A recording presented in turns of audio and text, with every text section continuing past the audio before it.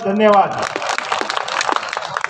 साथियों, आप सबको पता ही होगा कि जिस प्रकार बजरी की गाड़ी या 2000 रुपये में नदी के अंदर भरवाई जाती थी और अपने गांवों के अंदर दूरी के अनुसार 8 से 12 हजार रुपये में गांव तक पहुंच जाती थी, लेकिन राजस्थान सरकार ने जनता को लूटने की नियत से एक लुटेरे ठेकेदार को यहाँ लाके बैठा दिया, जो नदी के अंदर बजरी की गाड़ी भरने के लिए 15 से 25 हजार रुपये नदी के अंदर लेता है।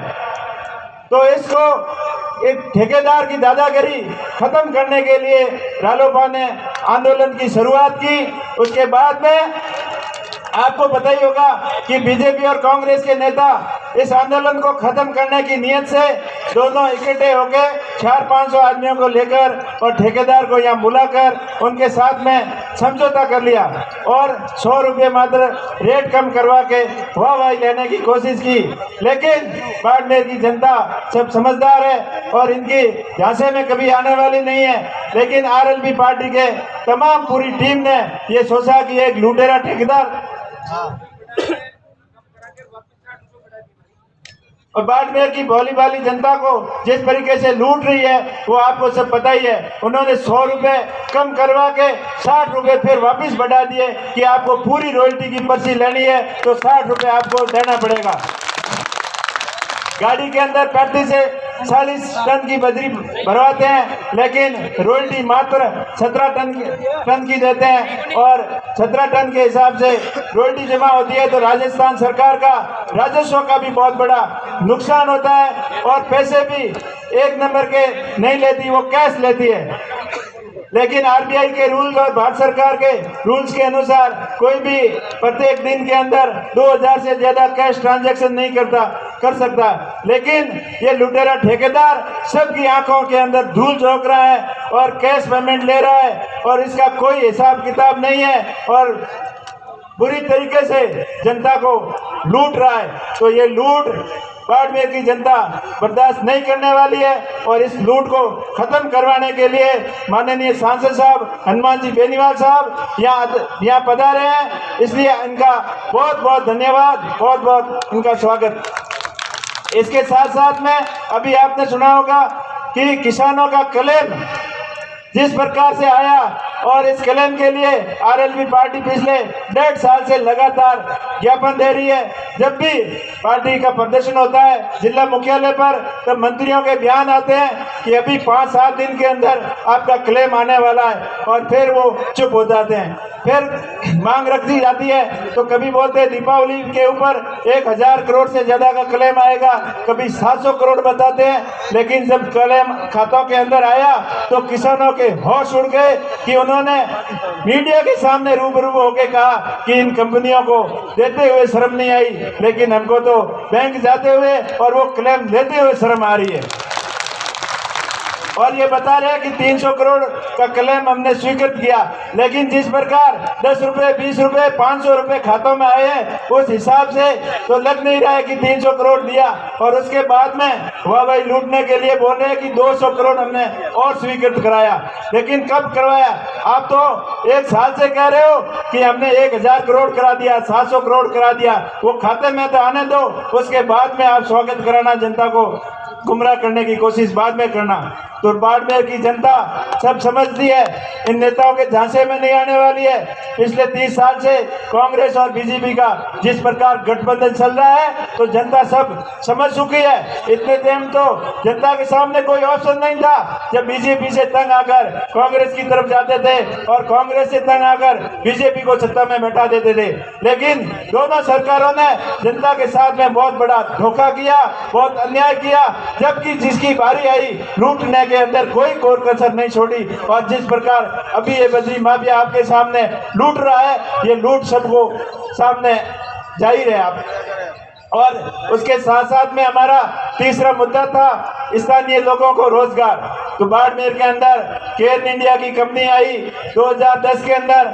उसके बाद में बाड़मेर के अंदर थर्मल प्लांट है, ग्रिल का प्लांट है, आरसीटी के अंदर गैस का प्लांट लगा हुआ है और विंड और सोलर ऊर्जा के कई प्रोजेक्ट बाड़मेर के अंदर लगे हुए हैं। और बाड़मेर के अंदर क्रूड और कोयले के रूप में सरकार को करोड़ों रुपए का उत्पादन बाड़मेर जिला दे रहा है, लेकिन बाड़मेर के स्थानीय लोगों के साथ में बिल्कुल अनदेखी की जा रही है, इनके साथ में अन्याय किया जा रहा है। बाड़मेर के यहाँ से बच्चे पढ़कर किसान लोग बच्चों को पढ़ाते हैं, इंजीनियरिंग की डिग्री कराते हैं, डिप्लोमा कराते हैं, ये सपने देखते हैं कि हमारा बच्चा पढ़कर अच्छा रोजगार लगेगा, अच्छी कंपनी में जाएगा, लेकिन कंपनियों के नुमाइंदे और सरकार में बैठे नेता मिलकर इनके साथ में इनकी हितों का कुठाराघात करते हैं। यहाँ से बच्चे रोजगार की डिमांड करने के लिए कंपनियों में जाते हैं तो उनको बोलते हैं कि आपके पास एक्सपीरियंस नहीं है। अगर एक्सपीरियंस आप लगाओगे नहीं तो एक्सपीरियंस लेने के लिए वो लोग कहाँ जाएंगे।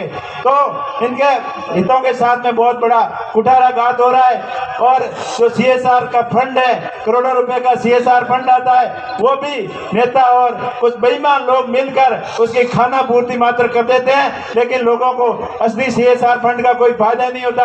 अब राजस्थान की लोगों की बड़ी आस थी कि राजस्थान के अंदर बहुत बड़ा मेगा प्रोजेक्ट लग रहा है, इंडिया की सबसे बड़ी रिफाइनरी है जो राजस्थान के अंदर लग रही है, लेकिन रिफाइनरी का भी किसी को कोई खास फायदा नहीं हुआ, क्योंकि स्थानीय लोग यहाँ आते हैं, गाड़ियों को लगाते हैं और क्या इस रोजगार के नाम पर उनके साथ में भी छलावा किया जाता है। इस स्थानीय या लोकल इंजीनियरिंग की डिग्री किए हुआ बच्चे को या 15 से 20 हजार में रखा जाता है और बाहर की 6 उसी डिग्री की उससे कम डिग्री वाले को 70 से 80 हजार रुपए देते हैं। ये स्थानीय लोगों के साथ में बिल्कुल कुठाराघात किया जा रहा है। और रही बात गाड़ियों की, तो यहाँ मात्र 30-35 हजार रुपए में गाड़ी रखते हैं और बाहर से जो गाड़ियां लाते हैं उनको 45 से 50 हजार रुपए देते हैं और विद 80 हजार रुपए देते हैं, लेकिन स्थानीय गाड़ियों को विद डीजल 55 हजार रुपए देते हैं। इस प्रकार स्थानीय लोगों के हितों के साथ में कुठाराघात किया जाता है, उनके साथ में भेदभावपूर्ण रवैया अपनाया जाता है। रही उसके बाद में अन्य जो भी काम है, सब कॉन्ट्रैक्ट के बेस पे भी स्थानीय लोगों को कोई वरीयता नहीं दी जाती, सबसे पहले बाहर के ठेकेदार ढूंढ के लाते हैं। तो स्थानीय लोगों की पूरी आशाओं के ऊपर पानी फिरा हुआ है। तो हमें सिर्फ आस है हनुमान जी बेनीवाल साहब से कि वो हमें न्याय दिलाएंगे, इसीलिए वो इतनी दूर से आए हैं। रिफाइनरी के अंदर रिफाइनरी बनने के बाद में 8-10 गांव के रास्ते प्रभावित हो गए थे, लेकिन आज 4 साल हो गए रिफाइनरी बनते, लेकिन सिर्फ एक सांबरा गांव की रोड बनी है, बाकी चंपाबेरी, खारी नाडी, क्यार, कालेवा, छाछियाली, रूपदी, राजाबेरी सहित दर्जनों गांवों के रास्ते बंद कर दिए। लेकिन कई बार ज्ञापन देने के बाद में इनके प्रशासन और कंपनी अधिकारियों के कान पर जूं तक नहीं रहेगी। ये बोल रहे हैं कि हमारे पास जमीन नहीं है, कभी बोल रहे हैं हमारे पास बजट नहीं है, लेकिन यह करोड़ों रुपए का CSR फंड है, उसको भी ये लिपापोती के अलावा कुछ नहीं कर रहे। फंड के नाम मात्र के कर कहीं पे नाडियां खुदवा रहे हैं, कहीं बड़े बड़े बोर्ड लगवा रहे हैं, कहीं ये बोल रहे हैं हमने पानी के RO लगवा दिए, लेकिन ये सबसे बड़ा घोटाला कर रहे हैं, इसके अलावा कुछ नहीं है। CSR फंड अगर सही ढंग से यूज हुए तो ये शिक्षा के क्षेत्र में आसपास के गाँव के स्कूलों की व्यवस्था अच्छी हो सकती है। आज शिक्षा के क्षेत्र में भी बाड़मेर के अंदर बहुत ही पीछे है, क्योंकि बाड़मेर का युवा जाग चुका है और जागृत हो चुका है, पढ़ लिख कर आगे बढ़ना चाहता है, लेकिन सरकार की नीतियां गलत होने के कारण यहां से हजारों मास्टर ट्रांसफर करवा के चले गए और स्कूलें खाली पड़ी है।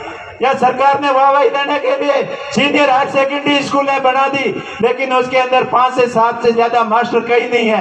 हर स्कूल के अंदर मास्टरों की कमी है। अगर मास्टर नहीं होंगे तो बच्चे कैसे पढ़ेंगे। और ये हालत कॉलेजों की है।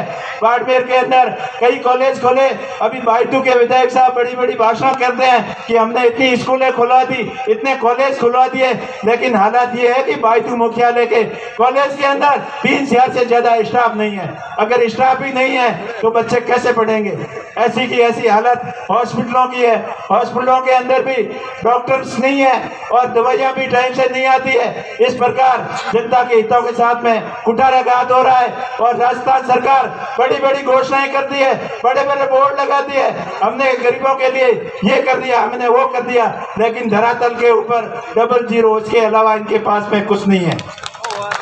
तो ये राजस्थान सरकार जिस प्रकार गरीबों के साथ में अन्याय कर रही है उसे लोग बर्दाश्त कतई नहीं करने वाले हैं। और बीजेपी और कांग्रेस की दोनों की मिलीभगती की नीतियों को जनता समझ चुकी है। अब अपने पास हनुमान जी ने एक ऑप्शन दिया है, अपनी पार्टी बनाई है, किसानों और जवानों की 36 कौम की पार्टी है।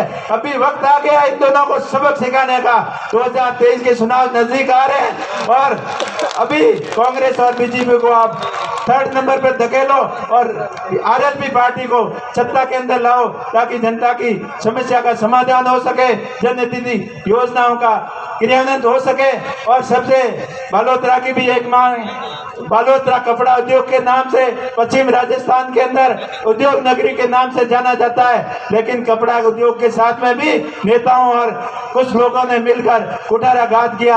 या गंदे पानी की निकास की कोई व्यवस्था नहीं है, ना कोई आरओ प्लांट है और प्रशासन और मिलकर उन फैक्ट्रियों को सीज करने की तो हमेशा सोचते रहते हैं, लेकिन ये दिमाग में कभी नहीं सोचा कि इस इंडस्ट्रीज को डेवलप कैसे करें और कैसे बड़े आरओ प्लांट बनाएं, कैसे गंदे पानी और सीवरेज की ट्रीटमेंट की व्यवस्था करें ताकि पश्चिमी राजस्थान का कपड़ा उद्योग यहाँ फूल सके, आगे बढ़ सके। इसके लिए भी मेगा प्रोजेक्ट की जरूरत है, अलग से आरओ प्लांट लगाकर, अलग से इंडस्ट्री एरिया की व्यवस्था कर, मास्टर प्लान बनाकर बालोतरा को डेवलप करने की जरूरत है। इन सभी मुद्दों के ऊपर हनुमान जी से विस्तृत चर्चा हुई है और जब भी मौका मिलेगा तो इन सभी समस्याओं का समाधान आपका हनुमान जी ही कर सकते हैं, क्योंकि कांग्रेस बीजेपी के नेता तो मिले हुए हैं और मिलाजुली का ये खेल आप जनता के सामने आ चुका है।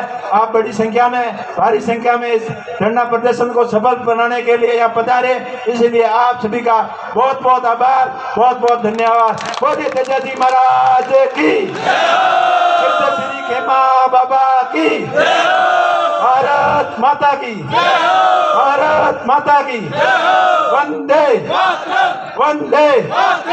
धन्यवाद। आगे की सारी बात